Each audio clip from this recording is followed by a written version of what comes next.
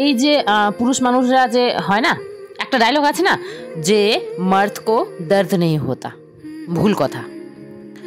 পুরুষ মানুষরাও ব্যথা অনুভব করে, কিন্তু ওরা কখনো প্রকাশ করে না। এই বিশ্বে সব থেকে বেশি সাইলেন্ট স্যাক্রিফাইস যে হয় সেটা পুরুষরাই করে। সারাটা দিন পুরো মাস কঠোর পরিশ্রম করে আর মাস শেষে স্যালারির অপেক্ষা করে যেন নিজের সংসারটা চালাতে পারে। রোদে পরিশ্রম করে হাত পা ছুলে গেলেও উফ শব্দটাও করে না। পুরুষরা নিজের ইচ্ছেগুলো মনের মধ্যেই চেপে রেখে বউ বাচ্চার ইচ্ছেগুলোকেই নিজের ইচ্ছে মনে করে।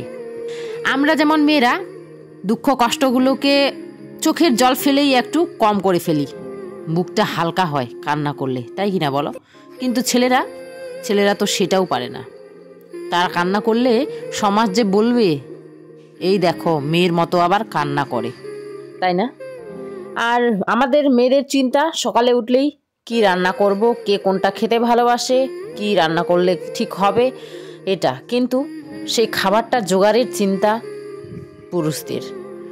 শুধু খাবারের জোগাড় না, আমাদের আশাক পোশাক, ছেলেমেয়েদের পড়াশোনা, এমনকি আমাদের যে থাকার ঘরটা সেটারও চিন্তা করতে হয়।